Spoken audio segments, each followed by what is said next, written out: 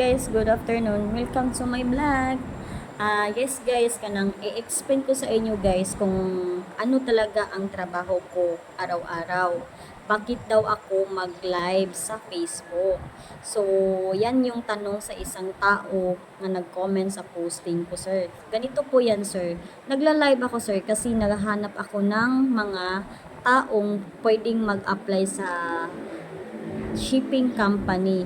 Ako po ay isang recruitment officer na nagtatrabaho sa shipping company. So, ang trabaho po ng isang recruitment officer, magla-live ako kung may job offer na po yung company, kung ano po yung position na inahin. So, ganito po yan. Kaya nga, nagko-comment ako sa Facebook kung alam nyo lang kung anong trabaho ng HR recruitment officer. Hindi po siya madali, sir, kasi mahirap po siya kasi sometimes, sir, may makakilala po kayong tao nga super ang ugali, hindi mo alam kung paano mo siya i-communicate, i-adjust kung paano mo siya kausapin kasi mag-entertain tayo ng tao, mag face to face. So, pwede natin siyang tawagan nga ganito po yan. Pero, ang first kasi yung tinatrabaho ko dito, sir. First, magsusourcing ako, magtatawag ng applicant.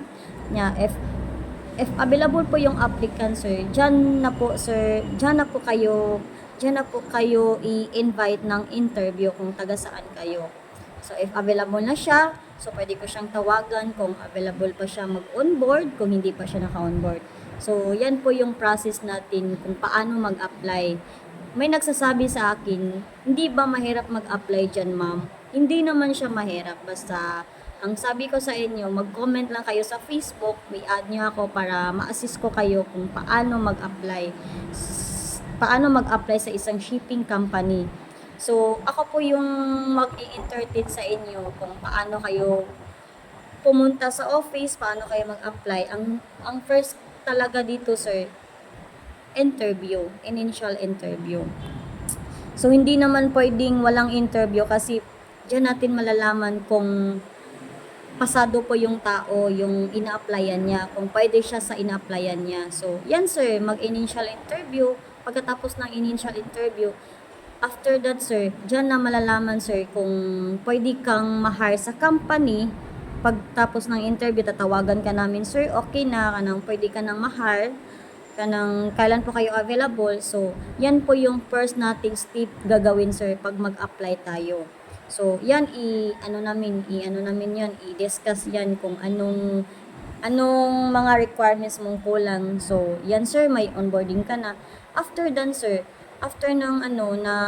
pagtawag ko sa inyo, pwede na kitang ipapa-onboard. So, hindi madali ang trabaho ng isang recruitment officer. So, hindi natin alam kung itong tao pwede siya, available siya. So, huwag niyong i-estimate yung mga ganitong trabaho kasi itong trabaho to, sir, ito po yung pinaka magandang trabaho kasi hindi mahirap siya kasi mag-i-entertain tayo ng tao. Tapos pumunta pa tayo sa ibang lugar para maghanap ng mga tao kung sinong mag-apply. Makakatulong din ito sa mga taong nangangailangan ng trabaho, labi na nasa domestic, hindi sila nakapunta ng international. So sir, comment lang sa akong Facebook or i-follow nyo ako para sabay-sabay tayo manonood sa live ko. Tapos, kung yes sir, 3 years na po akong nagtatrabaho sa shipping company. So, sa 3 years kong nagtatrabaho sa shipping company, may mga ako dito, lalaman ako nga mas ganito talaga yung trabaho sa isang HR recruitment officer. Hindi madali kasi hindi mo alam kung kailan kailan ka pwedeng.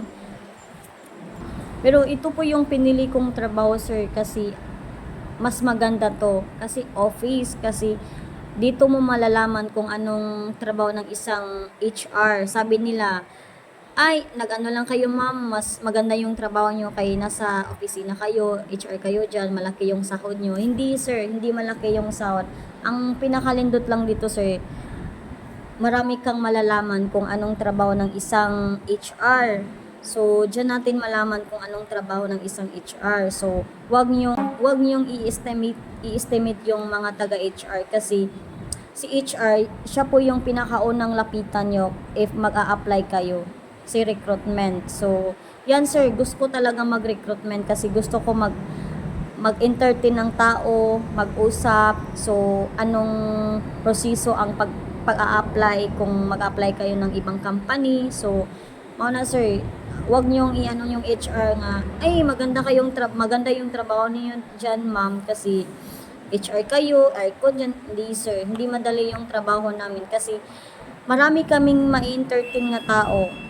Klasing-klasing tao, klasing-klasing ugali ang ma-entertain namin dito.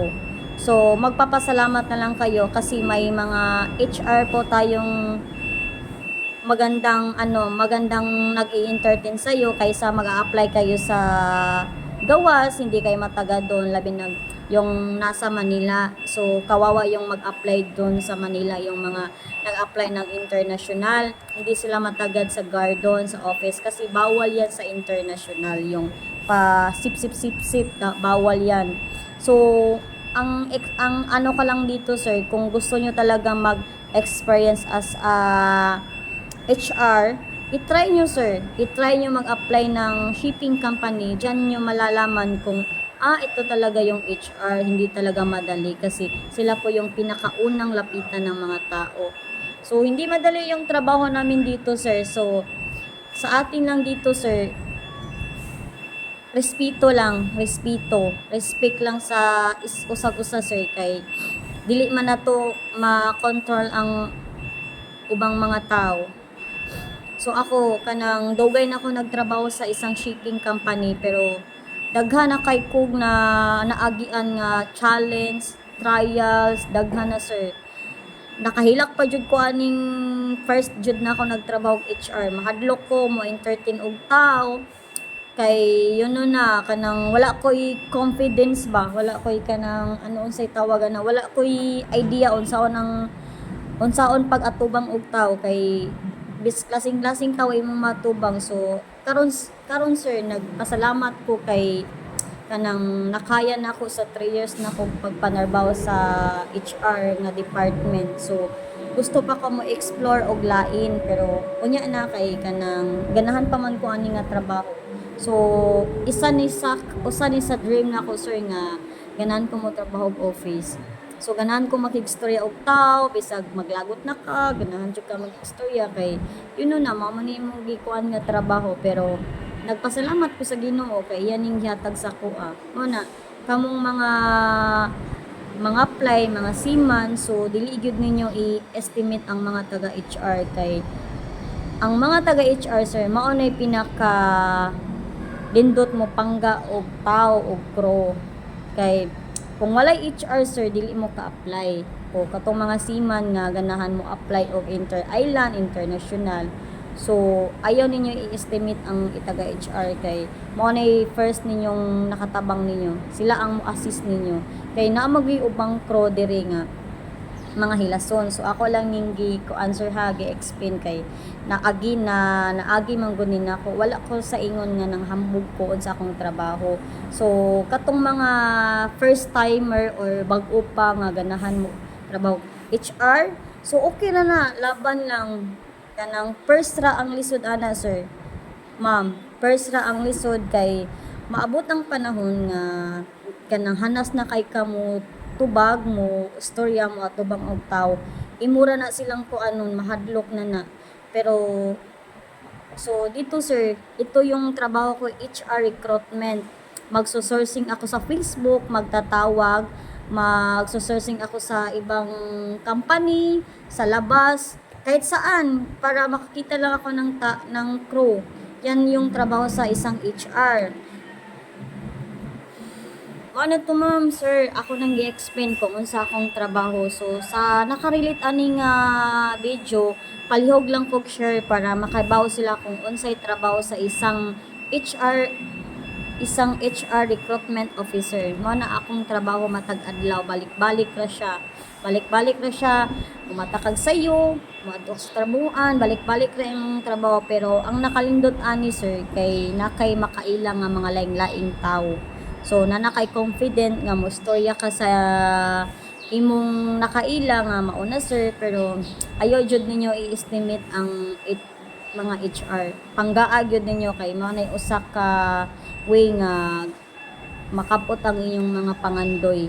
Labi na kanang mga seaman nga mag-apply sa inter-island, international.